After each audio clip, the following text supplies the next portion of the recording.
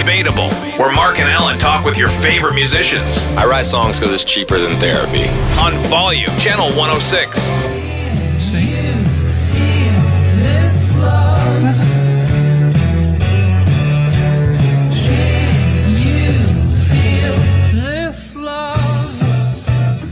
Welcome back. It's the Debatable Home Show. And that right there, that is healing music. It comes to you from Dr. Zwig, Dr. Adam Zwig. And Adam is a psychologist, a musician, an educator, an author, PhD in clinical psych. But he's got 9 top 10 hit singles. So how badass is that? That clip? You heard that clip. You hear it all the time. That just bumped us in. I write songs because it's cheaper than therapy. Well, we're a little of both here. A little of both here. That's right. So Dr. Zwig has a new book out, Music in the Mayhem, Tales of Total Transformation from a Rock and Roll Psychotherapist. And I want to welcome. And a brand new podcast just launched as well. Coming there from you go. Multimedia. This guy is impressive. Dr. Zwig, welcome to the Debatable Home Show.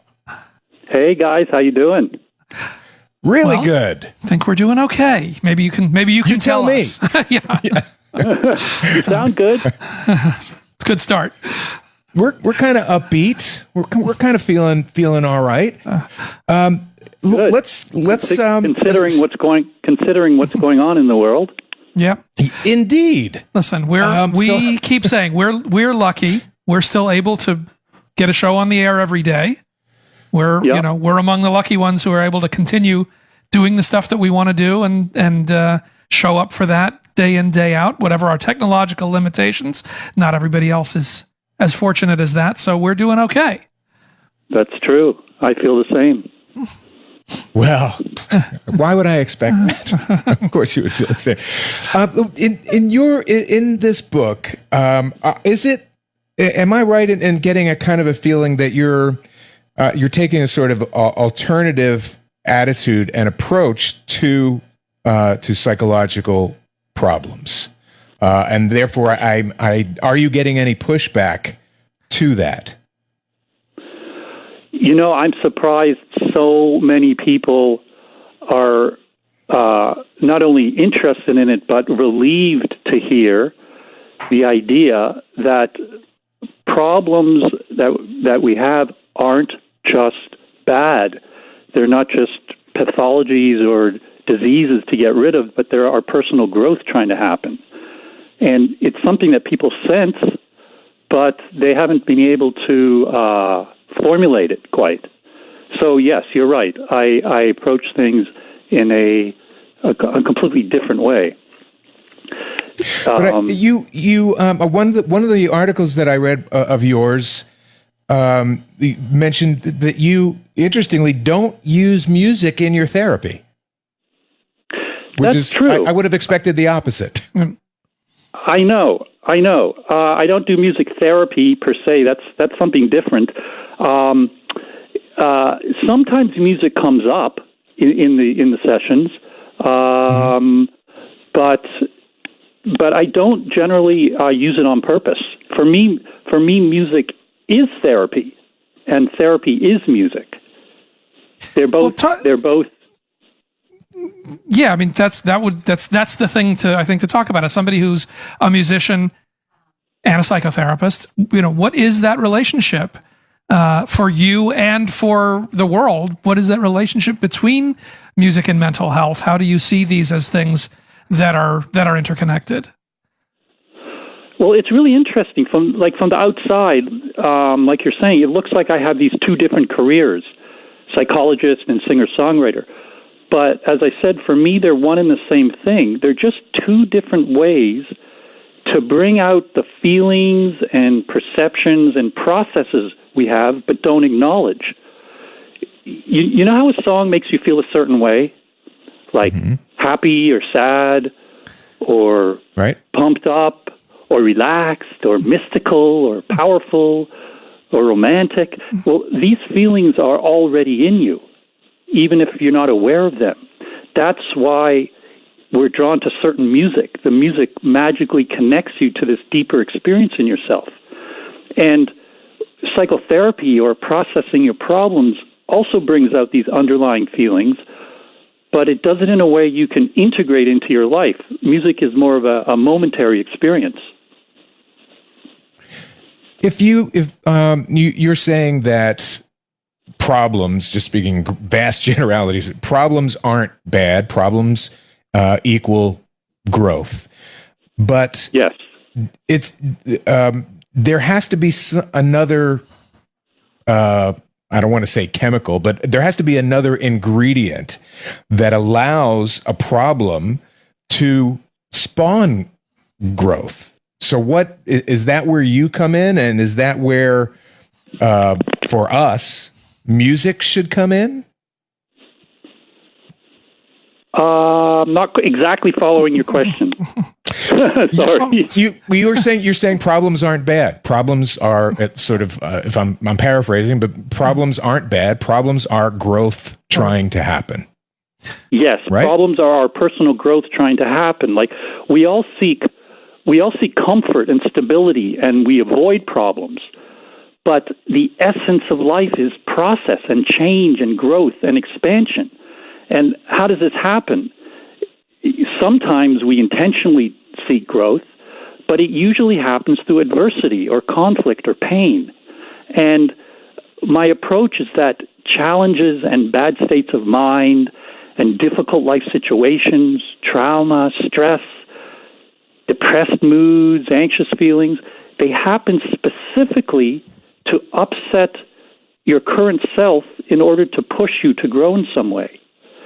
And it's often in some way you don't even realize you need to grow.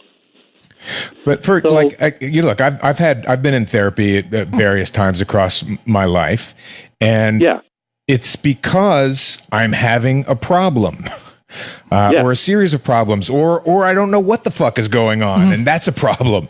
The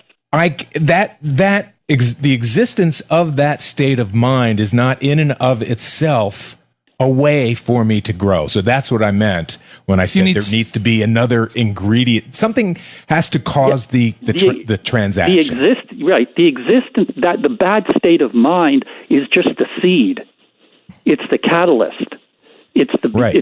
We usually think of the problem as an end point, like here's the effect, and how do we get rid of the effect? But I look at it as the beginning point. It's the seed, and you have to. The conventional approach is to suppress some symptoms and figure out how to get away from the problem. I do the opposite. I go into it and unfold it, and there's an intrinsic meaning and purpose of growth within the problem. The initial state, as you say, just feels like crap. It messes you up. But within that, the reason it messes you up is because it needs to upset your status quo. Otherwise, there'd be no growth. We just like to be comfortable. So the first stage is it upsets you, it messes you up, you're confused, you're in pain, you just want to get rid of it. But if you explore it and go into it and unfold the deeper process underneath it, you find out that it's actually happening to bring a change. So for you, Dr. help Zwig, people affect that. Go ahead, Alan. I was going to say, for you, as a musician, as a singer-songwriter, you have a certain relationship. There's a certain place that music holds. There's a certain outlet that it provides. There's a way that figures within your life, and that figures within your mental health, your personal growth, whatever it is. For our listeners who are obsessive music fans, that's why they're listening to this channel. It's why they're listening to this show.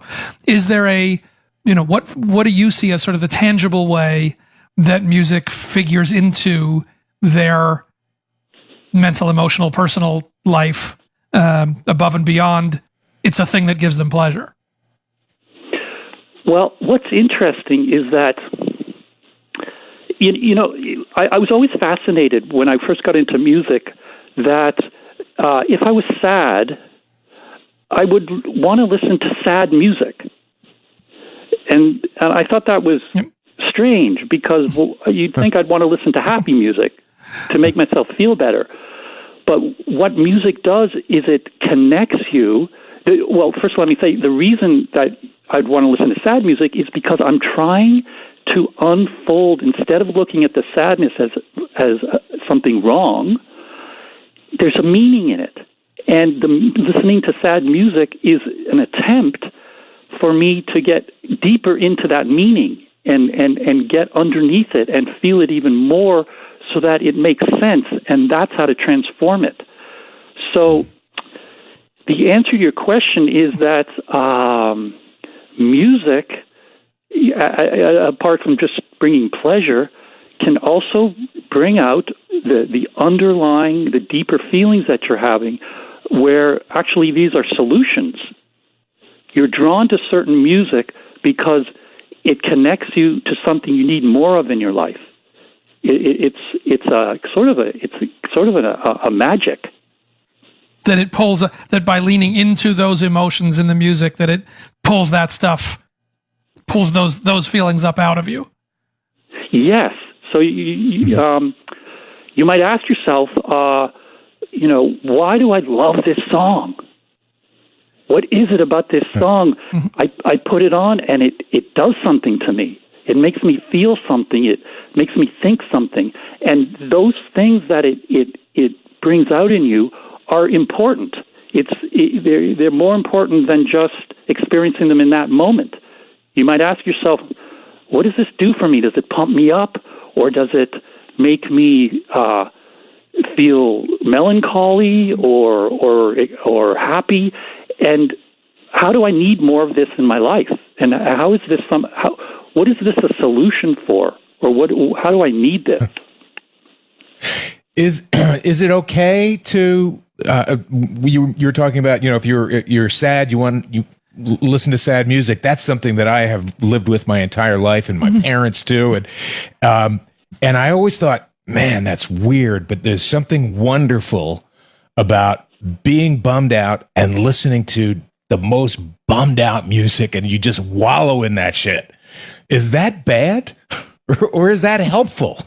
Well, I suppose it depends what you do with it. But I think if you have some mindfulness around it, it can actually be helpful, because the music can enhance that experience. And if you have some mindfulness and awareness, and maybe some, even depending on how far you want to go, even some analysis of it, you can uncover more of what the sadness is about. And how do people do that without an hour with you? How do people do that without an hour? That's a good question. Well, sometimes you can just listen to a song, and when the song's over, just focus on the feeling that you have, and ask yourself, what about this feeling? Is there something meaningful or purposeful or helpful about this feeling? Allow the song to do that work. Yes, the song brings it out, and then you can, without having a session with me, as you say, bring that experience more into your life. But now you said that you would listen to the music, and would you just let it bum you out more and more? In an odd way, I always looked at it as I was wallowing in it. I mean, it felt really good to feel bad. That's as close as I can get to it. I can't believe I'm exposing myself on the radio like this. But I think everybody understands that. I think it's that to allow yourself to feel that. Yeah. Let me tell you something really interesting that happened to me before I got into psychology. I was listening to a B.B. King song, and it was "Every Day I Have the Blues." You know that song? Yep. Sure. Okay. Now, if you think about it, it sounds bad, right? He's singing about all this painful stuff. Nobody loves me. I'm losing my woman. And as I'm listening to it, I had a strange realization that the song makes you feel happy. And I thought, but how could this be? How could a song about painful things make you feel good? It doesn't make sense. And it took me a while to figure out, but I eventually realized that the reason it's uplifting is because he goes into his process, his pain, his feelings. He doesn't cover over it or put on a fake smile or run from it or ignore it or avoid it or suppress it or just try to power through it. He goes into it and he dances and sings and expresses it. And by doing this, he transforms it into something else, which is his expression of life and his deeper spirit. It's a transmutation. So this was like my first encounter with the idea that pain and problems are processes meant to awaken us to the deeper dimensions and hidden directions in our lives. They're not just pathologies or illnesses to suppress or get rid of like traditional psychology tells us. So B.B. King is my psychotherapy teacher. you and a whole lot of other. I mean, fantastic. That's the famous line, right? The blues is a sad song you sing to make yourself feel better. That's what they are. That's what they've said. That's what the singers have said. I want to ask specifically. You've got a couple of projects that are coming out. You just launched a podcast. I know you have this book coming out, Music in the Mayhem. Tell us what each of those, for those who listen to the podcast, what are they going to get, and what are you tackling within the pages of the book? Okay, the podcast is all about this idea that problems are meaningful and purposeful, and I go into the science of it, and I'm going to be giving lots of practical exercises for actually doing this kind of work. For instead of just trying to get rid of your problem or suppress it, to explore it and unfold the underlying process to transform it, like B.B. King does in his blues. And the book is a whole... Now, the book is where I bring music and psychology together because it's a story of touring all over the world and using these ideas of taking whatever's happening as meaningful and purposeful and using it to transform the experiences. We're talking with Dr. Zwig, musician, author, podcaster, and a man who is going to help us all. I'm so happy you're here with us. If we can, this has been, I think, probably one of the strangest times ever in this country. We've been through terrible things long before any of us were born, but I think in our lifetimes, this has got to be the weirdest time ever and the most strenuous mentally. And you've come up with some steps to get through these things. I don't know if we have time to go through all 10 of the steps, but how did you come to this, and what are some of the basics to making it through this challenging time? Yeah, the way I came up with it is a lot of my clients ask me how to deal with what's going on, the pandemic, the climate change, the fires. And my first approach, the thing that I say to people is, don't just, if your attitude is, how can I cope with this or manage it or endure it, you miss what I've been saying. The reason that problems exist is to wake us up in some way. There are growth trying to happen. So if you're just kind of in a down place and you're saying, well, how can I deal with this? You miss what's going on. So I tell people, don't just cope, grow.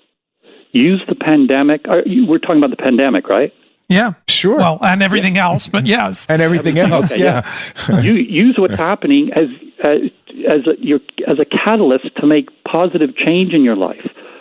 We're so much stronger and resilient than we realize, and these things come up either in ourselves as our personal problems, or now as global world community problems. They come up to force us to wake up to what we don't see and hear and feel. So it applies to all kinds of problems. Do you think And people so I have... did create a... Sorry, go ahead. on. I didn't mean to cut No, you go off. on. Go ahead. I was going to say that a lot of times with artists that we speak to on the show, and certainly with our friends even, I'm sure you have had a similar experience. I hear a lot of people going, yeah, this is a crazy and difficult time, but I get to spend time with my kids, and I've gotten a chance to, I started writing, and I've got a chance to go back and listen to music. Is that sort of people coming to what you're suggesting naturally? Absolutely. The fact that, there's different levels of it. It all depends on how much you are personally challenged by what's happening. Everybody has a different experience and a different situation. But what you just described is part of the underlying meaning of what's happening. Sometimes it takes a world. We each have our own personal processes, but we also have collective processes that we all share in. For example, a lot of us are incredibly busy and focused on so many things that we don't have time for our families. We don't have time for our inner creativity like writing. So sometimes things come up. For example, one of the things that stresses people out in this whole thing is a loss of control, because we can't control what's going on in these major world events. So what does that mean? One of the things it means is that a loss of our external control means we have to increase our internal control. And that leads to things like you're saying, taking time for your family, for your writing, all sorts of things. In the list, I talk about doing all sorts of things like meditating, yoga, practicing a skill, studying, something that feeds your sense of yourself, focusing on you. We're so focused externally. Do you... I was just going to say, for you, you're saying it's people feel too busy, they feel too stressed, and this is the chance to slow down. You have a new single out, launch the podcast, have the book coming out, keep doing the rest of the work. How are you able to find what the right balance is for you? Obviously, with so many different things going simultaneously, what is it that we need to listen to for ourselves to feel what the right answer is for that? How do I just keep going. But the truth is, a lot of these things, the one thing that I haven't been able to do is the external activities, such as touring, right, such as giving workshops and things that involve crowds.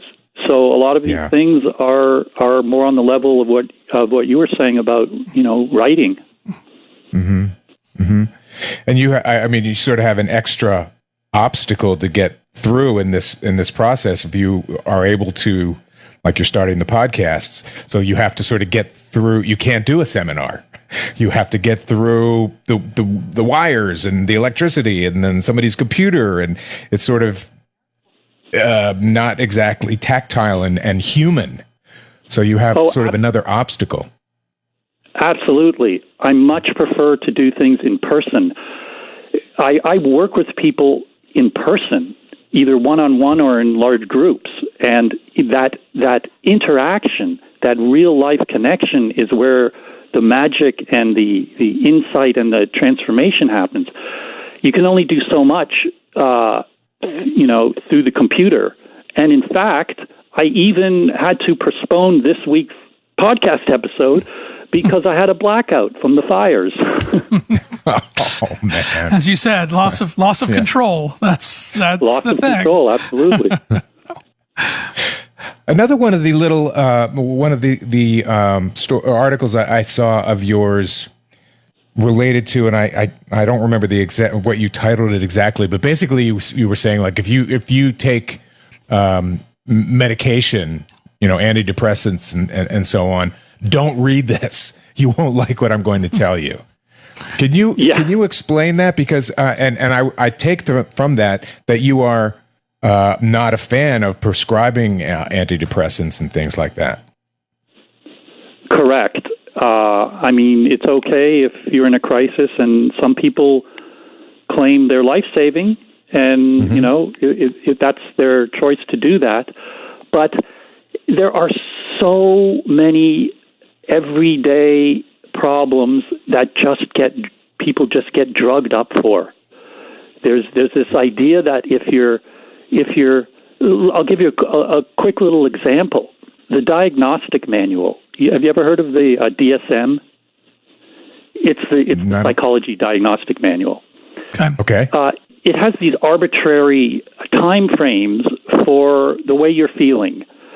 So, for example, the threshold for getting diagnosed with clinical depression is 2 weeks. So you feel down and crappy for 2 weeks, and you go to a practitioner. You might go to your general doctor, who isn't even trained in mental health, and you get a prescription, and you just suppress and drug yourself up. And I've had so many clients where these are processes that you can transform and unfold. When I lived in Switzerland for 10 years, and I worked in a psychiatric clinic, and I saw the people with the worst depression, and we were able to transform it by going into it, not by trying to get rid of it. And the funny thing about this 2 week, as an example, this 2 week threshold is, I've always been curious, like, what mysterious event happens on the 15th day? Right. What's the make or break? Right. Like on the day 13, you don't technically have an illness. And on day 14, and suddenly on day 15, you have an illness where you need medication. Yeah. Yeah, the overprescribing is obviously such a massive issue through lots of pieces of medicine, but especially for sure talking about mental health for sure. But doctor, I got to say, I kind of led you down the path on this because I'm very curious about something new that's happening, and I know some people who are involved in it, and I agree with you that it does make sense that some of these many of these antidepressants are counterproductive and muck you up rather than free you up. And I know where you're going to come on this, I guess, but I know people now who are microdosing and with acid or with mushrooms, organic things. And they are telling me after a month, they do 5 out of 7 days, let's say. And these people are saying to me that they have never felt happier or clearer or more focused or more energetic. Any thoughts on that? Fascinating. What do they do? They take like a tiny bit of mushrooms? Yes. They'll take maybe a half a gram of psilocybin, let's say. And they'll do that in the morning every day. I know people who are salespeople on the phones, all day long selling things.